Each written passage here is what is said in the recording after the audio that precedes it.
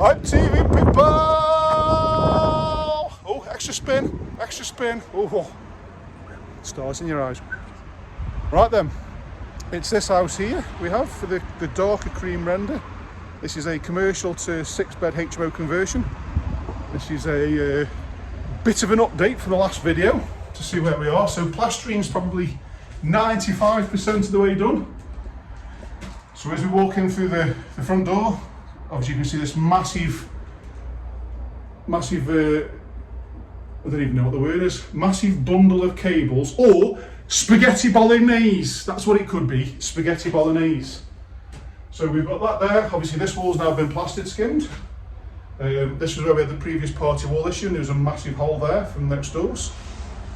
We've started some more remedial works. You can see some animal beans here, so that's not quite been skimmed just yet. Move that round so I can get around and show you people at home. So we've got some darker bits of plaster, so when it's dark like that, obviously that means it's still drying out. It's not quite dried, whereas here it's nice and dry.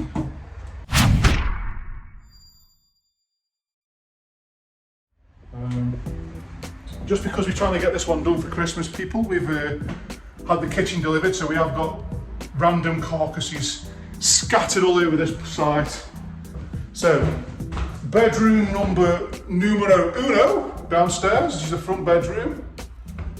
So we've got the temporary consumer unit there, we've got the electric meter, we're making a box for that. As you can see, all the walls have now been skimmed, the ceiling's been skimmed. It's all been passed off by building control. Ensuite has been made, and that is ready for the second fix to go in. Again, there's the front door. So happy with this, people. This is good. This is the hallway. Again, all skimmed all the way through, so this is good. Into bedroom numero dos. So another decent sized bedroom here. Again, all the walls are now skimmed. It's still drying out in places. We've got a bigger window that we've put in to make it a bit more light to come in, and obviously make it fiberglass for HMO regulations. Turn around here, we've got another ensuite. It's now being erected. And all plastered inside there. And then we'll walk through into the kitchen. So we've got some Artex on the wall there, which goes up the stairs. That's not been plastered just yet. And this is the kitchen with more carcasses, some doors and whatever else. So the joiners are set up to ready to come into this in the next couple of weeks. We've got to change this window here because it stands around there. So we've got a new window there. We're going to change this because I'm not sure if you can see. I think you can see, but if you look at the bottom of that, it's actually dipped. So the PVC's dropped, and then we've taken the beads out. And when you take out the beads inside the window, you can actually try to jimmy up the PVC and pack it out with some more packers. But this has been that sort of sagged for that long, and the sun's gone brittle. We can't actually do it without breaking the glass. So new window, folks. But this is a lovely bedroom now, check that out. Conscious of where I'm stacking. So the site does need a good clean, but like I say, we are coming to the end of the plastering stage, so it will be swept out once it's done. This is a rear bedroom and an extension. So this is also another window we've had to replace and put in a bigger one. So there's plenty of natural light in this room. You've got two main windows. So I think this room will rent out really, really easy. Again, another ensuite. So this is a 6-bedroom all ensuite property. And we'll be targeting this for students. So up the stairs, you can see, got some partition walls there, the pink board for fire. Same behind me, more pink board, which means it's fire rated. Again, we've got plastering to do inside here. So we'll go into this front bedroom. Now this one's a massive room. Look at that. Beautiful, folks. Beautiful. All plastered. A few bits there still drying out, but we're not far away. We've got a ensuite room here. So again, there's not much I can talk to you about. There's nothing technical to go on because the lads aren't on site. And the plastering's almost finished. just a mess. Mess! Don't like mess, people. Don't like it. Needs tidying. So, oh, there's something I can talk to you about. So, in this property, all the external walls across there, and on this wall, actually that wall's an internal wall, so that's okay. The front walls, we've actually put insulated plasterboard on all the external walls, which is Celotex or Kingspan, which is actually glued to the back of a plasterboard, which I'm trying to find. Oh, here we go. Dib, dib, dob, dob. So if we can see here, the thickness, we've got insulation, which is stuck to that plasterboard, and then we put boards over the top of that just to try and get the line because the wall's out. So again, insulation, plasterboard, and then a plasterboard there.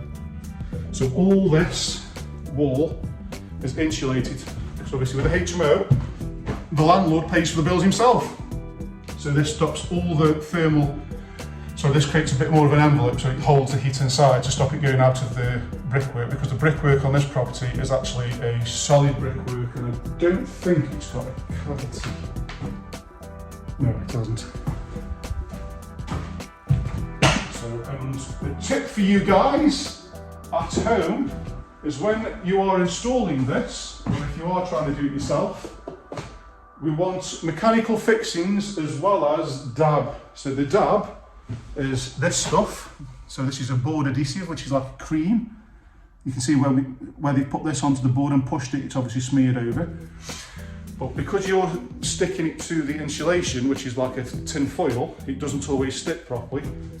So we use these mechanical fixings. So as you can look there, you'll see every so often we've got these little plastic pegs, and they are fixed into the brickwork so that if the board adhesive breaks the bond and it doesn't fall away, it's still attached to the wall. So it's almost like glued and screwed. Glue and screw! That's what we'll call it. So a little tip for you there, folks. Don't just rely on board adhesive if you're doing it. Put some screws on it as well, and you can get the proper fixings like I've just shown.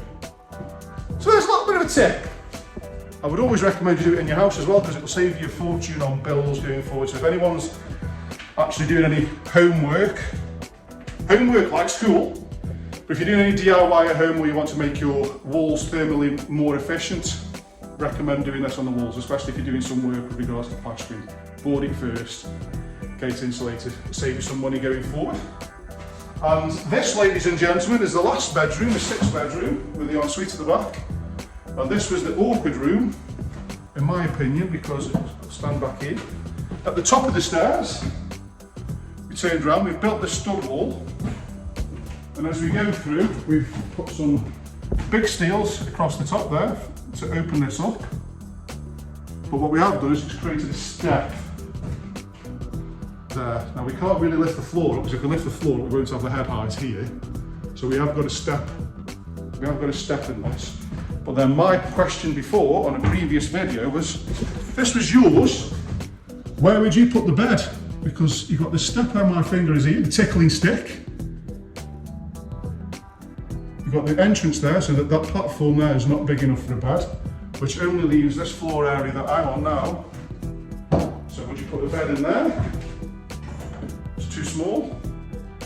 So the only place the bed can go, if I stand here, the only place the bed can go is with the headboard on this wall where my hand is, and going out, which means the bed's going to overlap this archway, which I don't think is going to look very visually pleasing, shall we say.